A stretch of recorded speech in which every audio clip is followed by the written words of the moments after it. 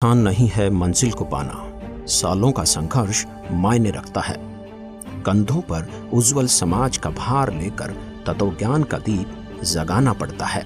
जी हाँ, कहते हैं जितनी बड़ी सफलता उतना बड़ा संघर्ष।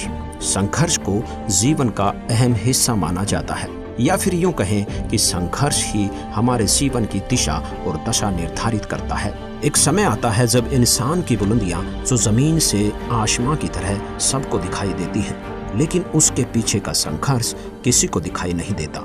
उस व्यक्ति ने इस मुकाम तक पहुंचने के लिए कितना संघर्ष किया, क्या क्या कष्ट उठाने पड़े, कितनी गालियां सुननी पड़ी, ये सब कोई नहीं जानता। सब उसके इतिहास को भुलाकर वर्तमान को देखते हैं। जीवन में संघर्ष तो हर कोई करता है, लेकिन उसका उद्देश्य मायने रखता है। अधिकतर लोगों का संघर्ष धन दौलत परिवार तक ही सीमित रहता है, लेकिन कुछ लोगों का संघर्ष समाज में परिवर्तन से जुड़ा होता है।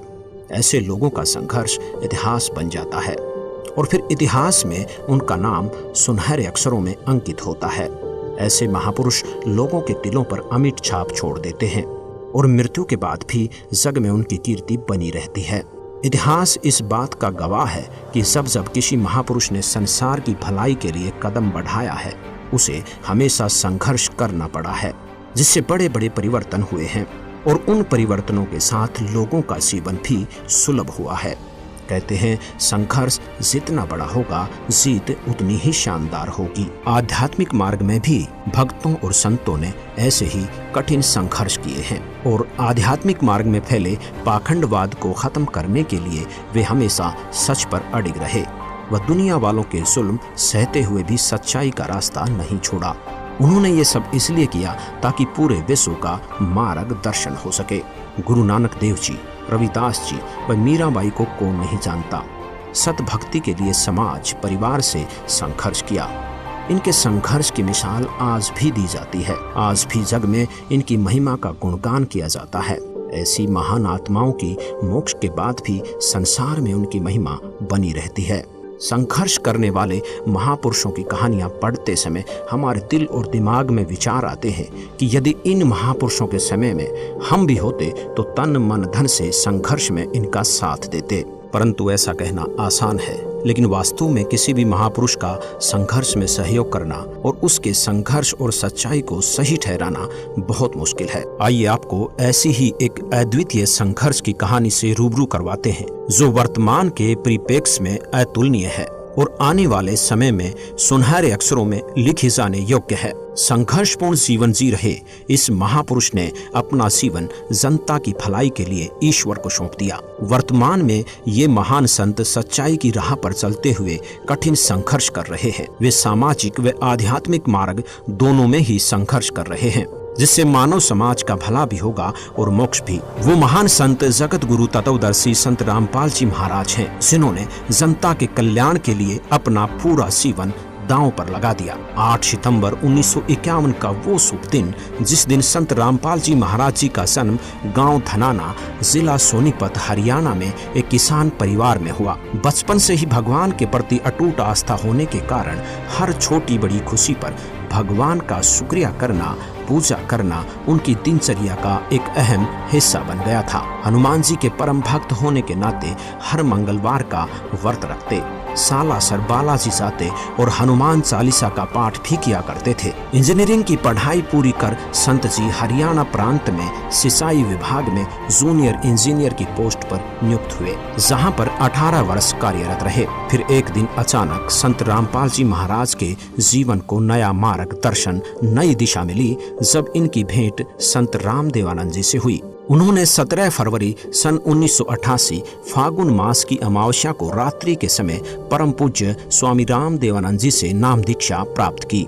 जिसके बाद संत रामपाल जी स्वामी जी के सत्संग में ज्यादा से ज्यादा जाने लगे और उस तत्व ज्ञान का जिक्र लोगों से करने लगे। वह पुण्यात्माओं को गुरुदेव स्वामी रामदेवानंद जी के पास ले जाकर नाम दिलवाया करते, घर पर भी रहकर चर्चा किया करते थे। फिर एक दिन अचानक सन 1993 में परम पूज्य स्वामी रामदेवानंद जी ने सदगुरु संत रामपाल जी महाराज को सत्संग करने की आज्ञा दी।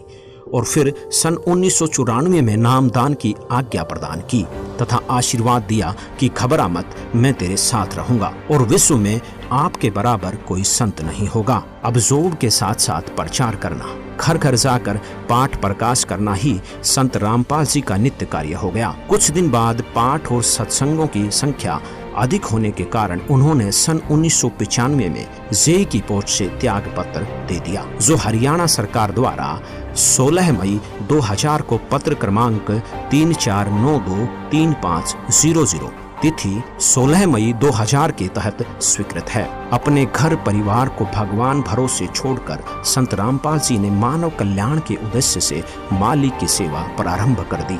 सन 1994 से 1998 तक संत रामपाल जी महाराज जी ने घर घर, गांव-गांव, नगर नगर में जाकर सत्संग किया। संत जी ने परमात्मा की वाणी को घर घर में पहुंचाने की शुरुआत की। इच्छुक भक्त आत्माओं के घर गरीबदास जी महाराज जी के ग्रंथ साहिब की स्थापना करते और पाठ प्रकाश करते। धीरे धीरे संत जी के बहु संख्या में अनुयायी हो गए और सन 1999 में गांव करोथा, जिला रोहतक, हरियाणा में सतलोक आश्रम की स्थापना की तथा 1 जून 1999 से 7 जून 1999 तक परमेश्वर कबीर जी के प्रकट दिवस पर 7 दिवसीय विशाल सत्संग का आयोजन करके आश्रम की शुरुआत की। वह महीने की प्रत्येक पूर्णिमा को 3 दिन का सत्संग प्रारंभ किया। सन 2003 में संत जी ने अखबारों व टीवी चैनलों के माध्यम से सत्य ज्ञान का प्रचार करना शुरू कर दिया और अन्य धर्मगुरुओं से भी शास्त्र विरुद्ध ज्ञान त्याग कर समाज को भ्रमित न करने व सत्य ज्ञान स्वीकार करने का आग्रह किया। परंतु नकली धर्मगुरुओं ने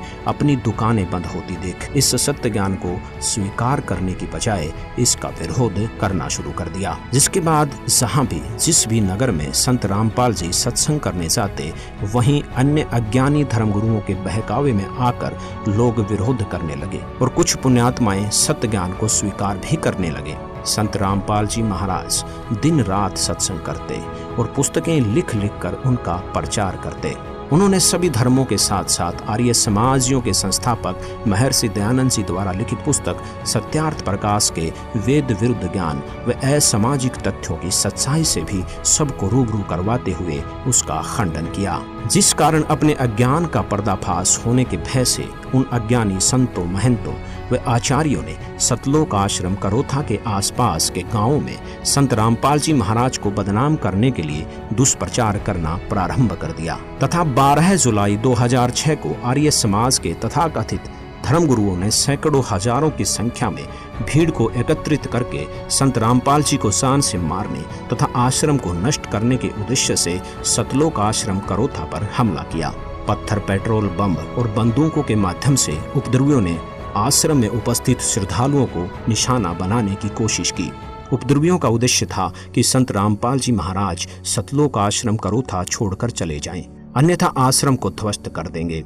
आर्य समाजी धर्मगुरु यह चाहते थे कि ऐसा सत्संग यहाँ पर नहीं होने देंगे, क्योंकि उनकी दुकानें बंद हो रही थी, सच्चाई समाज के सामने आ रही थी। पुलिस ने उपद्रवियों को रोकने की कोशिश की, जिस कारण कुछ उपद्रवी चोटिल हो गए।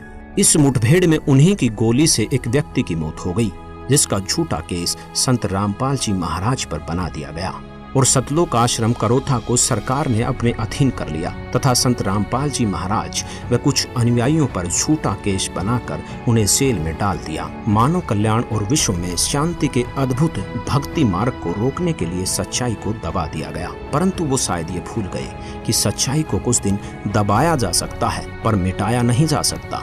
सच तो सामने आकर ही रहता है। संत जी के जेल जाने के बाद भी ज्ञान नहीं रुका, बल्कि पहले से ज्यादा तेजी से फैलने लगा। जेल में भी बहुत से श्रद्धालुओं ने संत रामपाल जी से नाम दीक्षा ली, जिनमें कुछ पुलिस वाले भी शामिल हैं। झूठे मुकदमे और झूठे आरोप में 21 महीने जेल में रहने के बाद संत रामपाल जी महाराज ने सन 2008 में हिसार जिले के सतलोक आश्रम बरवाला में पुनः सत्संग प्रारंभ किया। अब संत रामपाल जी महाराज का संघर्ष केवल नकली धर्मगुरुओं तक ही सीमित नहीं रहा, बल्कि समाज में फैली कुरीतियां और भ्रष्टाचार के खिलाफ भी संत रामपाल जी ने मोर्चा खोल दिया। इसी दौरान संत रामपाल जी महाराज के तत्व ज्ञान का डंका देश और विदेश में जोर शोर से बजने लगा और सन 2012 आते आते संत रामपाल जी महाराज के अनुयायियों का काफिला लाखों में पहुंच गया, जिसके साथ ही संत रामपाल जी महाराज ने एक ऐतिहासिक ऐलान कर विश्व के सभी धर्म गुरुओं को आध्यात्मिक ज्ञान चर्चा के लिए आमंत्रित किया। संत रामपाल जी महाराज के अलौकिक अद्भुत ज्ञान के आगे किसी भी धर्म गुरु की ज्ञान चर्चा करने की हिम्मत नहीं हुई और कोई भी धर्म गुरु ज्ञान चर्चा के लिए सामने नहीं आया। जिसके बाद भगत समाज की शंकाओं को ध्यान में रखते हुए राष्ट्रीय टीवी चैनल साधना के माध्यम से प्रसिद्ध धर्म गुरुओं के आध्यात्मिक विचारों और संत रामपाल जी महाराज के आध्यात्मिक विचारों की तुलना विवेचन करने के लिए आध्यात्मिक ज्ञान चर्चा नामक प्रोग्राम चलाया गया, जिसका अभूतपूर्व नतीजा आया और मानव समाज में संत रामपाल जी महाराज के तत्वज्ञान का डंका घर घर बजने लगा। अब पूरे भारतवर्ष में ही नहीं बल्कि पूरे विश्व में माना जाने लगा कि संत रामपाल जी महाराज के आध्यात्मिक ज्ञान की कोई सानी नहीं है। घर घर जाकर ज्ञान गंगा पुस्तक पहुंचाई जाने लगी, जिसे पढ़कर लाखों की संख्या में लोग संत रामपाल जी से जुड़ने लगे और अद्वितीय लाभ प्राप्त करने लगे। सन 2013 में सुप्रीम कोर्ट ने सतलोक आश्रम करोथा, जो कि 2006 से प्रशासन द्वारा सील कर रखा था, उसको वापस बाइज्जत संत रामपाल जी महाराज को सौंप दिया, जिसकी खुशी में संत जी के अनुयायी आश्रम की साफ सफाई करने के लिए आश्रम करोथा पहुंचे और सफाई करने लगे। परंतु कुछ आर्य समाज से जुड़े लोगों से ये बर्दाश्त नहीं हुआ और वे आश्रम में संत रामपाल जी के अनुयायियों पर हमला करने के उद्देश्य से फिर से भीड़ इकट्ठी करके आश्रम के सामने पहुंच गए। संत रामपाल जी ने अनुयायियों से गेट बंद करके केवल सुमरिन करने को कहा। आर्य समाजियों ने आश्रम पर पत्थरों से हमला बोल दिया। पुलिस भी वहां पहुंच गई, पर आर्य समाज ने पुलिस पर भी हमला कर दिया। परंतु कुछ ही देर में पुलिस ने स्थिति संभाल ली और बाद में आश्रम को खाली करवाया गया। जिसके बाद करोथा आश्रम में सत्संग नहीं हो सका। बरवाला आश्रम में सत्संग प्रचार प्रसार चलता रहा और देखते ही देखते संगत बहुत अधिक बढ़ने लगी। कबीर साहिब जी के प्रकट दिवस पर आश्रम में पैर रखने की भी जगह नहीं थी और संतों की लीला को कोई नहीं समझ सकता। परमात्मा के तत्वज्ञान का प्रचार तीव्र गति से बढ़ाने के लिए संत जी को कठिन संघर्ष करना पड़ रहा है। नवंबर 2014 में हुए बरवाला कांड को तो हर कोई जानता है। तकरीबन 4 घंटे चले उस घमासान और उपद्रव को देखकर मानवता शर्मसार हो गई। अचरज की बात तो यह है कि इस उपद्रव में 6 लोगों की मौत हो गई, जिसका आरोप भी संत रामपाल जी महाराज के सिर पर मंड दिया गया। संत रामपाल जी महाराज व उनके अनुयायियों पर झूठे केस लगाए गए, जिसका उनके पास कोई सबूत नहीं था। उनके जेल जाने के बाद भी तत्वज्ञान रुका नहीं, बल्कि पहले से 10 गुना तेजी से विश्व में फैल रहा है। सच की राह पर चलने वाले हर महापुरुष को कठिन से कठिन संघर्ष करना पड़ा है, फिर चाहे वे स्वयं परमेश्वर कबीर साहिब जी ही क्यों न हो, जिन्हें सत्य आध्यात्मिक ज्ञान का प्रचार करने के शुरू में 52 बार जान से मारने का प्रयत्न किया गया, परंतु सच को मिटाया नहीं जा सकता। सच ऊपर आकर ही रहता है।